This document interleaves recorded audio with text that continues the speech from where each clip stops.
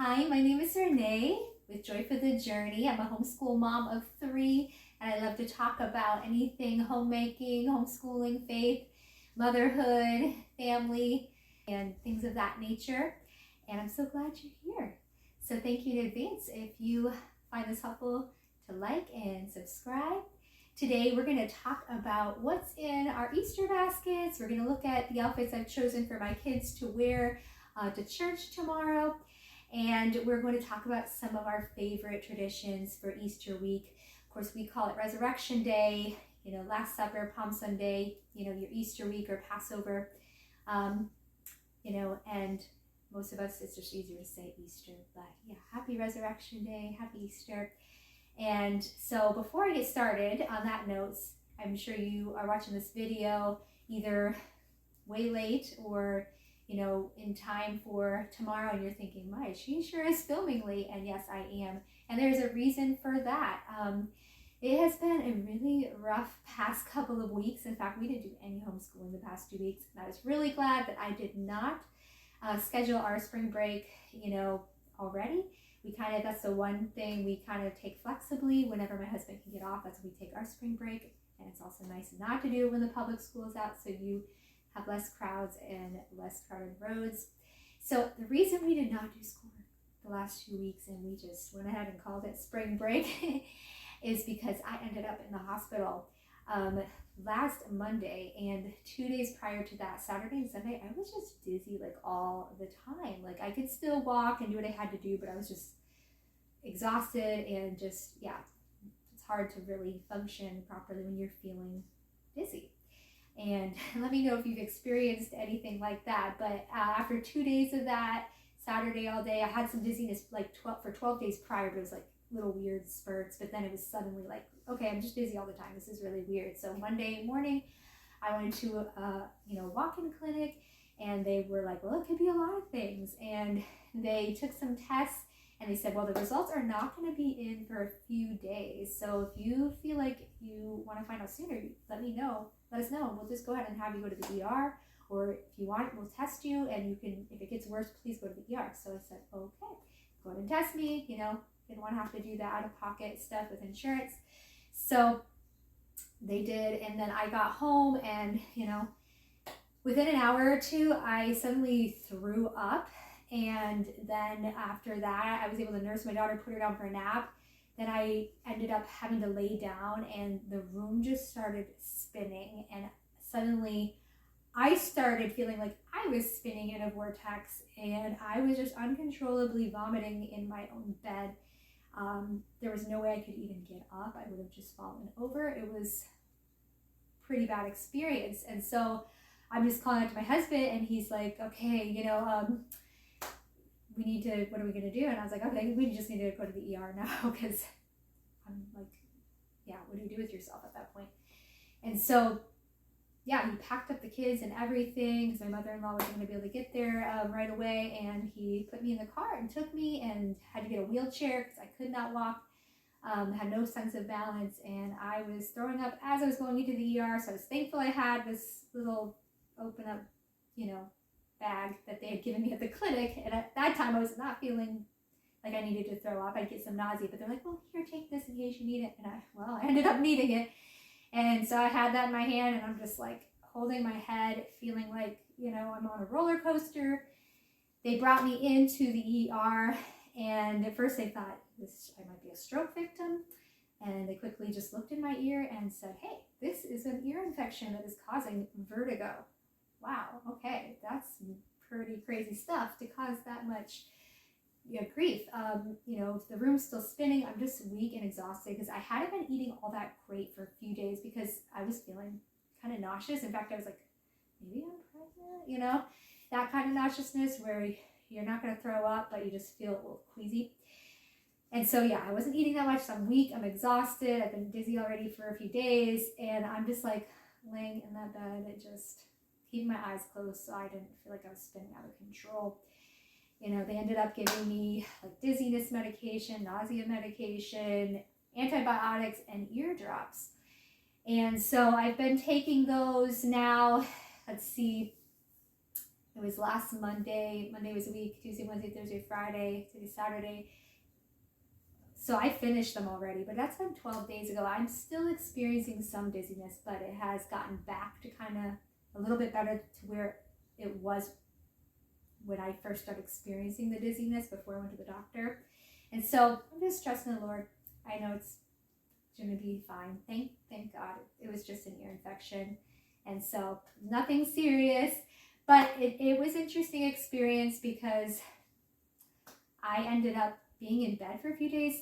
Praise God, the timing worked out with my husband's schedule. He, didn't have to start his next job for his business, and so he was able to be off the entire time I needed him, and that was amazing. I definitely have never spent that much time in bed before because I just couldn't help myself. So, what they say about Psalms 23, he maketh me lie down in green pastures. Well, I was definitely being made to lie down because I couldn't help myself. And, the dizziness medication makes you tired anyway. So it was good to get that rest, but it was not fun to be in bed a lot. My rear end got a little numb at points, but I was thankful for the breaks where I could actually walk myself to the bathroom and get up and do some things. And so it was kind of up and down, but a lot of the time it was just, I couldn't walk, couldn't get up, couldn't even, it just felt like you're going to fall over. If I even turned my head this way, it was like a rush. It was terrible. So I feel sorry if any of you have ever experienced anything close to that. It was terrible, and I just thank God for health. Thank you, Lord, and I just, pray it's over and that the Lord will continue to bless your health and ours here. So, yes, I have not been able to post. I have been not able to do homeschooling.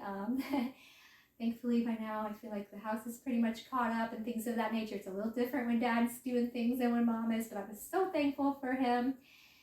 So here we are. So basically, every year I like to do certain traditions with Resurrection Day / Easter week. The week before Easter, you have Sunday, it's Palm Sunday. And, we like to go to church, and either the day before or the morning of, make little palm branches to wave at church or at home. And we'll read, the story of, the triumphal entry or the Palm Sunday story. This time I was not able to do that. So today we were playing catch up and we watched a clip from a Jesus film on the triumphal entry and we made our branches. And I thought when they're older, we've done real palm branches to wave, but to actually get real palm branches again on a nature walk and then use the leaves maybe to make bracelets or weave little baskets. So I would encourage you to do a Palm Sunday tradition, and then that's the Sunday, and then that week as you continue towards Easter, you have Thursday, your Maundy Thursday, as I guess it's called by some. But that's when we remember that Jesus had that Last Supper before his crucifixion, and where he celebrated Passover with his disciples. And that's a really great time to go to read that story of Jesus and his disciples, to do that juice and bread, or juice and matzah cracker, to do your own family Last Supper on that Thursday, to go ahead and do a foot washing time with your family or friends like Jesus did with his disciples, and talk about the meaning of those things. What is the Passover? And talking about Egypt and slavery and the blood on the doorpost and the angel of death passing over and the Israelites not being affected like the Egyptians were, and how that represented Christ. Reading that story as well, talking about all these things and how we serve each other. And so that's an important tradition. Of course, this year it did not happen. So we're actually going to do that tonight or in the morning before church. And then Friday, the next day before of Easter week, is when you remember that Jesus died on the cross. That's Good Friday. And, on that day, we met up with our group. By then, I was feeling still a little dizzy, but well enough to go. And we had our egg hunt. I had everybody bring an empty tomb egg, I called it. So a little egg that's empty to represent the empty tomb. And then each mom brought like a prize and put it in a basket. So we made it so that there was enough for every kid to find a tomb egg. And then they would come with their tomb egg and pick something out of the basket, like a dollar bill or like a little Easter toy or a chocolate, big bunny chocolate or something like that, or if you have a cross chocolate. And we read the story of Easter week, the things I just explained. And, people brought some different treats. So that's how we spent our Good Friday this year. Another great way is in the past we've made empty tomb rolls, or like these rolls with a marshmallow inside, and it makes it nice and hollow and gooey and melty in the middle. It kind of represents those, grave clothes in there, but like the rest of it from the pocket of air from the, is empty and like a hole in the little roll that represents the tomb, and that's fun. There's some people make hot cross buns. So many fun things to do. And then the Saturday or day before Easter, you could do your egg dyeing, things of that nature. Catch up on the Palm Sunday, Passover, Last Supper, foot washing, or your catch up on your Good Friday stuff.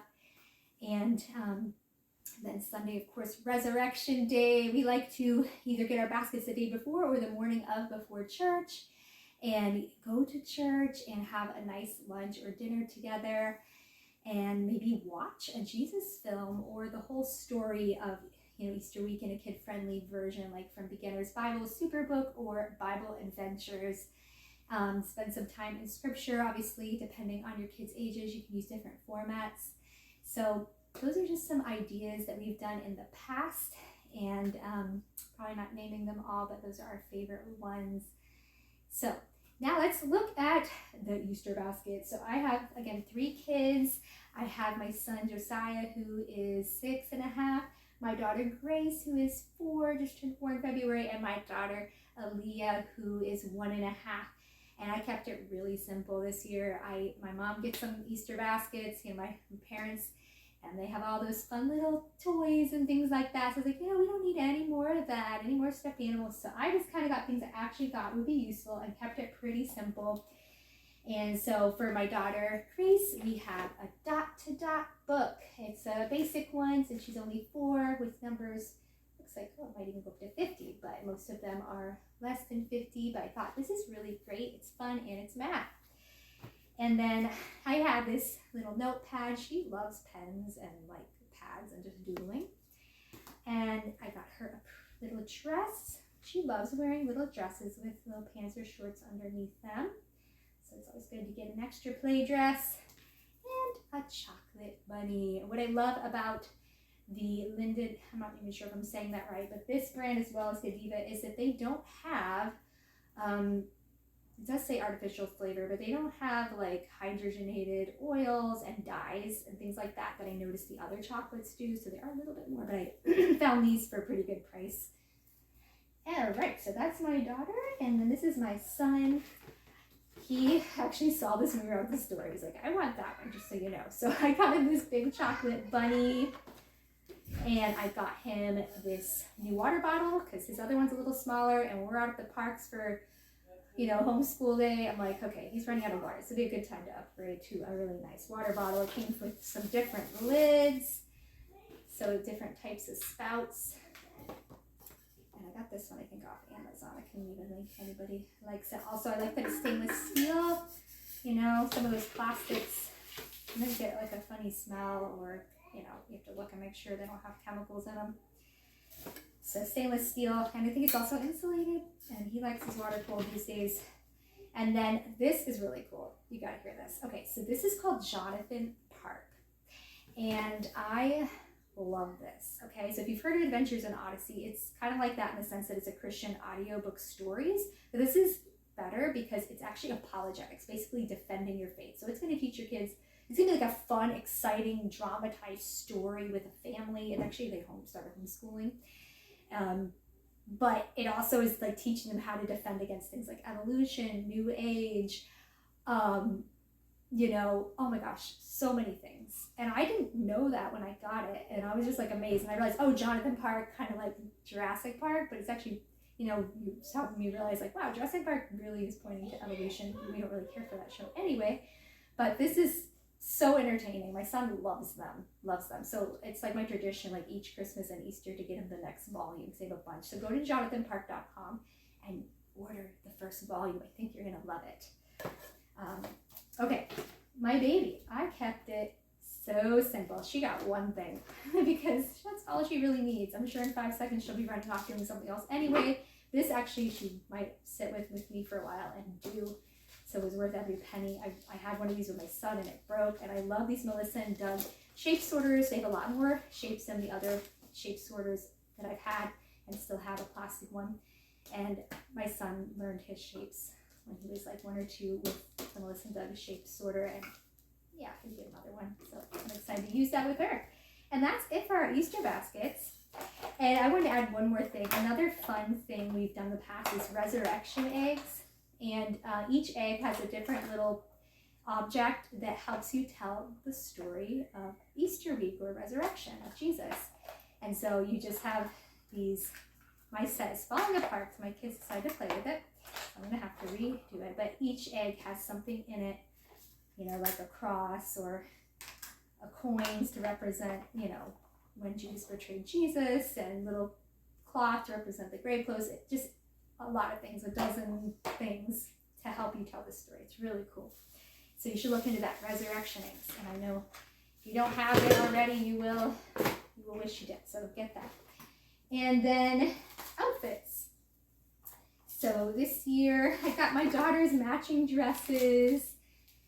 And I'm so thankful I got these ahead of time, and most of this because otherwise I would have been in big trouble. I actually did not get my son's outfit ahead of time, and my mom came to the rescue, went shopping for me. Thanks, Mom. So yeah, this is what my daughters are going to wear. And I think my youngest 1-year-old will have this little bunny clip in her hair. And then my older daughter could wear this little hat or her bunny ears. I don't think my 1-year-old would keep a hat on, and that worked out since I only had one hat just from a while ago already. And then my mom had gotten her this cute little slap bracelet. So that'll be fun for her to wear. And that's the girls. I just have to get a pair of shoes. I did get some little socks, the ruffly ones. And then my son, this is what he'll wear. I liked that this color sort of complemented the girls. So it'll look cute for quick pictures outside church. Yep, simple. So that's pretty much it. You know, talking about the big health surprise with me. I'm getting better of a follow-up, and I'm sure it'll be fine. So I'm thankful for that. And then Easter baskets and traditions and clothes. I hope you have a wonderful Easter/Resurrection Day tomorrow, and thanks for watching. I'll see you next time.